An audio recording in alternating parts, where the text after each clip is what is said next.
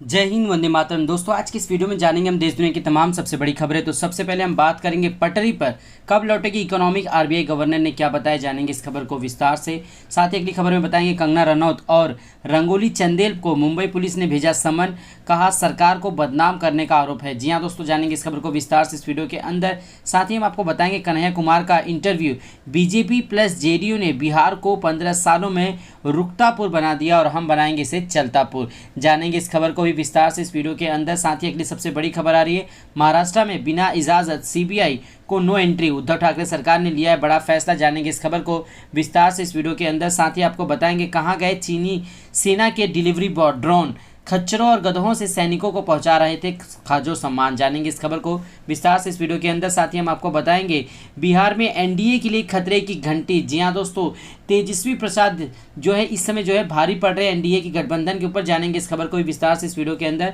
तो सबसे पहले हम बात कर लेते हैं आज की सबसे बड़ी खबर। जी हाँ दोस्तों, बिहार में रैली कर रहे बीजेपी के स्टार प्रचारक शहनवाज हुसैन को हो चुका है कोरोना और एम्स में भर्ती हो चुके हैं।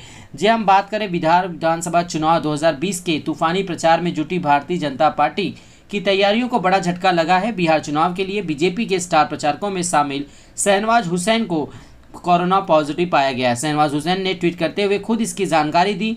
वहीं पार्टी के अन्य स्टार प्रचारक राजीव प्रताप रूडी को भी कोविड-19 पॉजिटिव होने की खबर मीडिया में आई है। हालांकि अभी रूडी की ओर से इसकी पुष्टि नहीं की गई। बीजेपी के स्टार प्रचारक शहनवाज हुसैन ने कोरोना संक्रमित पाए जाने के बाद ट्वीट करके लिखा, मैं कुछ ऐसे लोगों के संपर्क में आया था जो कोरोना संक्रमित पाए गए हैं। आज मैंने अपना टेस्ट करवाया जो पॉजिटिव आया। पिछले कुछ दिनों से मेरे संपर्क में आए लोगों से मैं निवेदन करता हूं कि वो सरकारी गाइडलाइंस के अनुसार अपना कोविड टेस्ट करवाएं और अपनी सेहत का ख्याल रखें।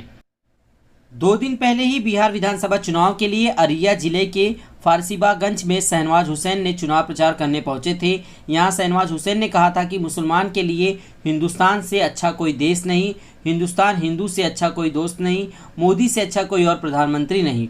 उन्होंने लोगों से इस चुनाव में अपने परिवार की सुरक्षा के लिए एनडीए को वोट देने की अपील की थी। इस चुनावी सभा में उनके साथ बिहार के डिप्टी सीएम सुशील मोदी भी मौजूद थे। लगातार बिहार इलेक्शन के बाद से ही जो है मामले गरमाते हुए नजर आ रहे। दोनों ही पार्टियां एक दूसरे के ऊपर लांछन लगाने में नहीं बाज आ रही है। अब बात करें अगली सबसे बड़ी खबर में, तो बिहार में एनडीए के लिए खतरे की घंटी बन चुके हैं महागठबंधन के। जी हाँ दोस्तों, हम बात करें सिर्फ महागठबंधन से सिर्फ 2.5% वोट की बढ़त है नीतीश कुमार के पास। जी हाँ दोस्तों, नीतीश कुमार जो पिछले 15 सालों से शासन कर रहे हैं, ऐसे हालातों में लगातार जनता के प्रति, जी हाँ दोस्तों, उनके अंदर जो है क्या भावना, इस बात की आप अंदाजा लगा सकते हैं कि बीजेपी के नेता जब वोट मांगने के लिए बिहार की ज़मीन पर यानी सड़कों पर निकल रहे हैं तो जनता उन्हें खदेड़ दे रही है। जी हाँ दोस्तों, साफ साफ आपने वीडियो क्लिप्स में देखा होगा, जनता सीधा खदेड़ दे रही है कि आप 15 साल से कहीं दिखाई नहीं दिए, ना बिहार में विकास हुआ, ना ही प्रवासी मजदूर भाई बहनों के लिए आपने ट्रेन की कोई सुविधा मुहैया कराई। लाखों लोग पैदल जाने के लिए मजबूर हो चुके हैं। उनमें प्रवासियों की संख्या में सबसे ज़्यादा बिहार और उत्तर प्रदेश की जनता थी, जिसकी वजह से जनता ने उन्हें खदेड़ दिया, यानी कि चुनाव प्रचार भी करने नहीं दिया बिहार इलेक्शन में। तब से ही जो है माना जा रहा है कि एनडीए की इस बार स्थिति कुछ खास अच्छी नहीं है। बात करें टाइम्स नाउ सी वोटर के सर्वे के मुताबिक बिहार में एनडीए और महागठबंधन में कांटे का टक्कर का मुकाबला है।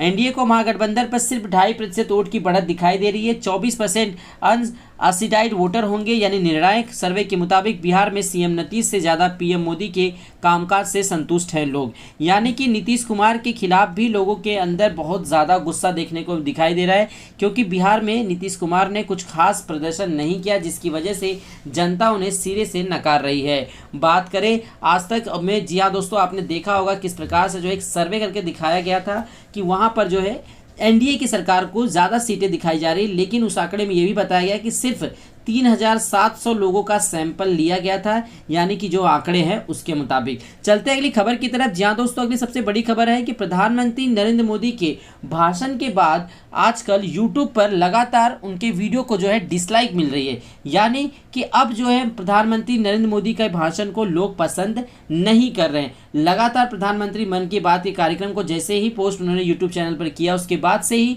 उनके ऊपर डिसलाइक की जो है बौछार लग गई। उसके बाद प्रधानमंत्री नरेंद्र मोदी की टीम ने उस चैनल को, यानी कि डिसलाइक का जो बटन था उसे जो है हाइड कर दिया, यानी कि अब उसे नहीं देखा जा सकते।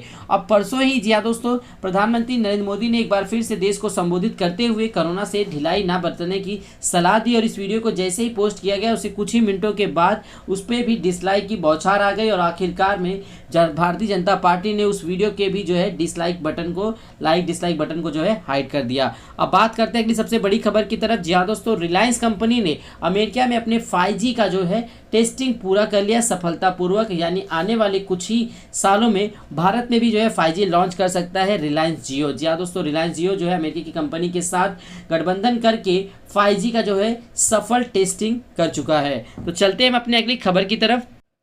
महाराष्ट्र सरकार ने एक बहुत ही बड़ा फैसला लेते हुए जो है अपना फैसला सुनाया है कि महाराष्ट्र में बिना इजाज़त सीबीआई को नो एंट्री। उद्धव ठाकरे सरकार ने लिया एक बड़ा फैसला। महाराष्ट्र की उद्धव ठाकरे सरकार ने बुधवार को केंद्रीय अन्वेषण ब्यूरो यानी सीबीआई को दी गई सामान्य सहमति को वापस ले लिया है। ऐसे में जब जांच एजेंसी को किसी भी मामले की जांच शुरू करने की अनुमति के लिए राज्य सरकार से संपर्क करना होगा। उत्तर प्रदेश सरकार की सिफारिश पर सीबीआई की ओर से टीआरपी घोटाले में प्राथमिकता दर्ज कराए जाने के बाद एक दिन बाद यह सामने आई। दरअसल टीआरपी घोटाले को लेकर एक विज्ञापन कंपनी के प्रोमोटर की शिकायत पर लखनऊ के हजरतगंज पुलिस स्टेशन में केस दर्ज किया गया था। इसके बाद यूपी सरकार ने सीबीआई को सौंप दिया। टीआरपी का यह कथित घोटाला उस समय सामने आया जब rating agency broadcast audience research council यानी बार्क ने पुलिस से शिकायत दर्ज कराई थी, जिसमें आरोप लगाया था कि कुछ चैनल विज्ञापनदाताओं को लुभाने के लिए टीआरपी रेटिंग्स में धांधली कर रहे हैं। और मुंबई पुलिस ने किया था ये दावा। उधर 8 अक्टूबर को मुंबई पुलिस ने दावा किया था, उसने अर्नब गोस्वामी के रिपब्लिक टीवी सहित 3 चैनलों को शामिल करते हुए टेलीविजन रेटिंग पॉइंट्स टीआरपी के धोखाधड़ी के मामले को जो है भांडाफोड़ किया। पुलिस ने आरोप लगाया कि कुछ परिवार जिनके घरों में दर्शकों के डेटा एकत्र करने के लिए मीटर लगाए गए थे, उन्हें 3 चैनलों की ओर से रिश्वत दी जा रही थी।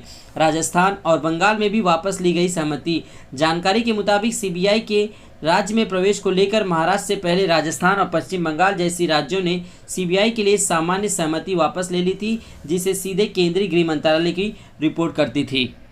आखिरकार कब तक लौटेगी इकोनॉमी पटरी पर? आरबीआई गवर्नर ने क्या कहा? जी हाँ दोस्तों, हम बात करें आरबीआई गवर्नर ने कहा कि भारतीय अर्थव्यवस्था पर अब पटरी लौटने के मुहाने पर है। यह अहम है कि वित्तीय इकाइयों के पास वृद्धि को समर्थन के लिए पर्याप्त पूंजी हो।